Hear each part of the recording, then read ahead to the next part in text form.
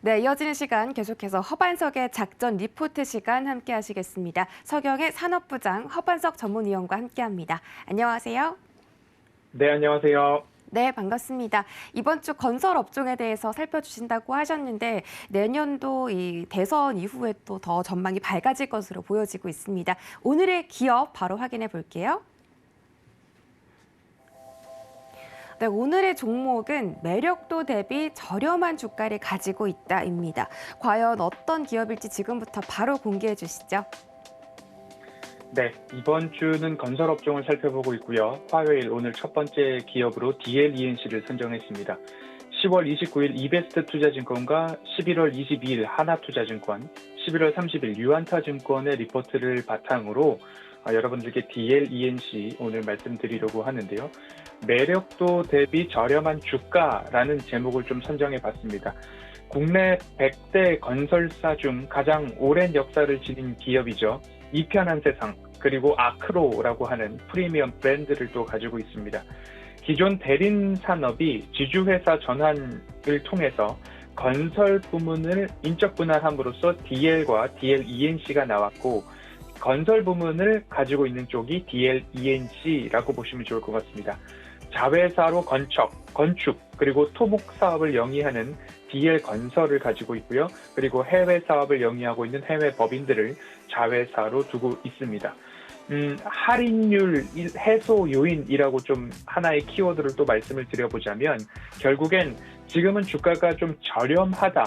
국내 상장 기업 중 저렴하지 않은 기업이 어디 있을까? 반도체, 그리고 최근에 상승한 부분을 빼고서는 대부분 다 저렴한 것 아니야 라고 말씀을 하실 수 있겠지만, 건설 업종 중에서도 DLENC가 그래도 할인율이 조금 있고, 최근 지주사 전환 과정을 통해서 그전에는 화학 부문과 건설 부문이 같이 있었던 복합 기업이었죠.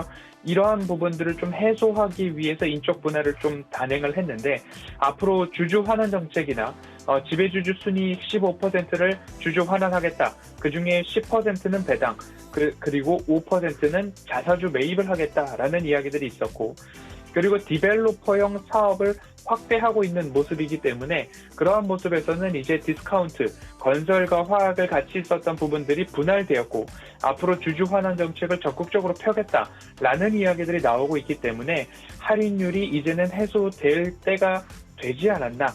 과거 대림 산업 시기의 멀티플은 해소하고 이제 건설 부문으로서의 멀티플을 평가받을 때가 되었다라는 이야기를 좀 드릴 수 있을 것 같습니다. 더불어서 주요 건설사 중에서 가장 낮은 부채 비율을 가지고 있는데요. 1분기, 2분기 마찬가지고요. 3분기에도 동일합니다.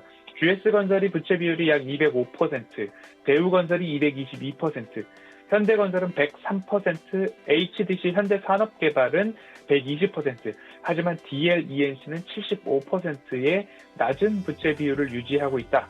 그래서 건설 업종 중에서는 할인율이 커질 때마다, 저렴할 때마다 매력도는 높아지는 기업이 DLENC다라는 말씀을 좀 드리고 싶어서 오늘 제목을 매력도 대비 저렴한 주가라고 좀 선정을 해보았습니다.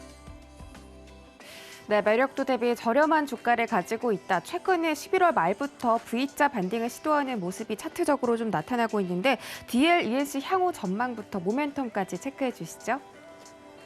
네, 먼저 차트상 저위험 구간에 대해서 말씀을 드리고 있죠. 차트를 살짝 살펴보도록 하겠습니다. 미리 선을 하나 그어 놓았습니다. 그러면 이 구간에서 살펴보셨을 때에 저점 구간들이 있고요. 저점 구간에서는 여지없이 V자 반등이 앞서 말씀해 주신 것처럼 나오고 있습니다. 그리고 나서 다시 한번 저점을 살펴본다면 12만 원 언저리가 새로운 저점이 아닐까라는 생각이 드는 차트의 흐름입니다. 최초 V자 반등 이후에 12만 4천 원 전일 종가로 움직이고 있습니다. 그렇기 때문에 조정이 나올 때마다, 그리고 12만 원 또는 12만 원을 이탈했을 때에는 이보다 분할 이후에 이보다 내려갔던 적이 없구나라는 관점에서 한 번씩 대응을 해 봄직한 그런 차트의 흐름이다라는 말씀을 드리고 싶고요. 두 번째로는 숫자상 매출액과 영업이익이 증가하는가에 대해서 좀 살펴보아야 될 것 같습니다. 1분기부터 실적을 좀 빠르게 되돌아보면요. 1분기 매출액은 1조 6,900억 원으로 전년 동기 대비 18% 감소, 영업이익은 1,998억 원으로 전년 동기 대비 25% 감소, 그리고 2분기 실적은 1조 9,223억 원으로 직전 분기 대비는 증가했지만 전년 동기 대비 12% 감소, 영업이익은 2,290억 원으로 직전 분기 대비 1,000억 원가량 상승을 했고요. 전년 동기 대비는 19% 이상 감소했습니다. 3분기 실적을 보겠습니다. 매출액은 1조 8,068억 원, 전년 동기 대비 5% 감소, 그리고 영업이익은 2,589억 원으로 전년 동기 대비 40% 증가, 그리고 직전 분기 대비에서도 300억 원 이상 상승을 했습니다. 부채 비율은 늘 100%, 105% 미만으로 관리를 해오고 있고요. 그리고 순현금액도 1조 4,800억 원 수준으로 1, 2, 3분기 모두 다 유지를 해주고 있어서 재무적으로는 다른 건설사 대비 굉장히 안정적이다라는 말씀을 좀 드릴 수 있을 것 같고요. 그리고 2분기에는 영업이익률을 11.9%를 기록을 했습니다. 건설 업종 중에서는 최상위 영업이익률을 기록을 했고요. 그리고 3분기에는 영업이익이 왜 2,500억 원을 넘었느냐 보았더니만 플랜트 부문에서 쌓아놓았던 충당금이 환입이 되었습니다. 그래서 충당금 환입에 대한 효과가 있었지만 그보다도 마진 개선 그리고 주택 부문의 고마진세가 지속되고 있다라는 영향 또한 서프라이즈의 주요한 요인으로 좀 보이고 있습니다. 그러면 앞으로의 실적을 전망할 수 있는 수주 잔고를 좀 보도록 하겠습니다. 3분기 수주 현황, 3분기 누계 신규 수주 기준은 연결 기준으로 5조 5천억 원입니다. 전년 동기 대비 22% 줄어든 모습이지만 주택 부문 수주가 조금씩 줄어들고 있고 수주 증가를 기록하는 다른 건설사, 경쟁사와는 다르게 수주가 조금 줄어드는 것 아닌가 하는 아쉬움들이 남아 있습니다. 올해 주택 착공 계획도 기존 2만 54세대에서 15,664세대로 하향 조정을 했습니다. 이러한 영향이 최근 11만 원 언저리까지 주가가 내려왔던 V자 반등을 보이긴 했지만 기존 보유하고 계시는 주주분들의 마음을 속상하게 했던 지수 하락의 영향도 있었겠지만 그래도 조금 깊은 하락의 영향을 보였던 부분들은 이렇게 3분기의 실적과 관련된 부분들이 좀 보였기 때문에 3분기 누계 신규 수주 잔고도 줄어들었고 주택 부문의 수주 잔고도 줄어들었고 올해 주택 착공 계획도 2만 세대에서 15,660세대로 줄어들었던 영향들이 차트에도 고스란히 반영되어 있는 게 아닌가라는 생각이 듭니다. 그러면 4분기부터는 지금 V자 반등이 나왔는데 앞으로 좋아지는가에 대해서 좀 살펴보도록 하겠습니다. 해외 수주 증가에 대한 기대감들을 좀 가질 수 있겠습니다. 필리핀 철도청에서 발주한 4천억 원 규모, 그리고 DL 케미컬이 러시아에서 EPC 전환 등이 일어나서 1조 6천억 규모, 베트남 복합 화력발전소에서 4천억 규모, 미국의 USGC 6천억 원 규모의 해외 수주 증가 기대감들이 좀 남아 있습니다. 그래서 연말까지 2조 원 이상의 수주 기대감이 있기 때문에 이러한 것들을 보았을 때는 3분기 여러 가지 주가적으로나 실적에 반영되는 수주 잔고들이 줄어드는 부분들 주가에 이미 좀 반영이 되지 않았나. 그러면 앞으로 좋아질 부분들을 체크해 보았을 때는 해외 수주 기대감이 먼저 있다라는 것 하나 짚어보도록 하고요. 또 하나의 모멘텀이라 본다면 건설업종 월요일 섹터 리포트를 말씀을 드리면서 신사업에 대해서 말씀을 드렸습니다. 재생에너지죠. DLENC 같은 경우는 CCUS, 이산화탄소 포집 관련해서 강점을 좀 보유를 하고 있습니다.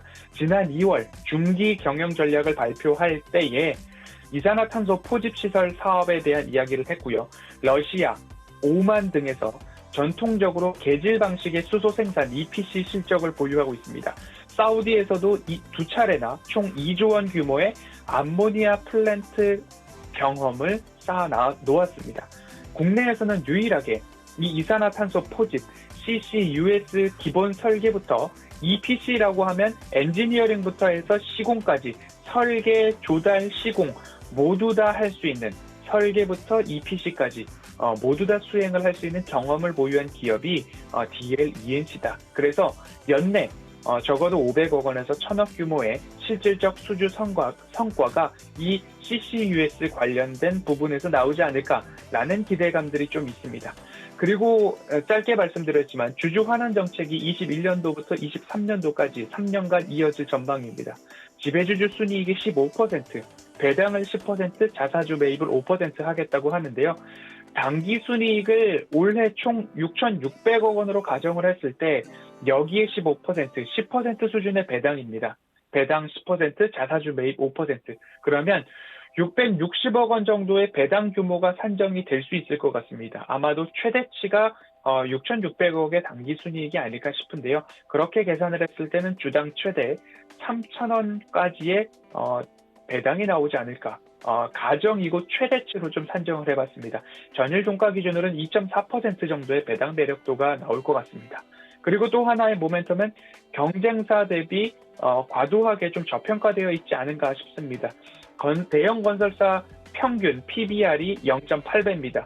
DLENC는 PBR이 0.55배 정도이기 때문에 낮은 부채 비율과 그리고 풍부한 순현금 보유고 등을 보았을 때에는 재무 건전성 측면에서 단연 으뜸이고 앞으로 4분기 이후 수주에 대한 부분들 그리고 해외 수주 성과가 기대되는 부분들 모두 다 종합했을 때 대형 건설사 기준 좀 낮은 평가를 받고 있지 않나라는 모습도 기억을 해보신다면 22년도 총 매출액은 8조 4,800억 원 그리고 영업이익은 9,786억 원 각각 전년 대비 9%, 전년 대비 5% 전망이 되고 있는 모습입니다. 분할 이후 11만 원 수준에서 바닥을 지지했고요. 최근 수급을 보면 꾸준히 연기금과 사모펀드 중심의 기관 매수세가 V자 반등에서 유효하게 나왔습니다. 그렇기 때문에 앞서서 말씀드렸던 차트상 저이형 구간 그리고 숫자상 매출액이 증가할 부분들 4분기 수주 말씀을 드렸고요. 또 하나의 모멘텀은 신사업과 주주 환원 정책 그리고 경쟁사 대비 저평가 이런 것들을 보셨을 때 꾸준하게 조정 시에 관심 가져볼 만한 매력 있는 기업이 아닐까라는 말씀으로 오늘의 작전 리포트 DLENC 여기까지 살펴보겠습니다.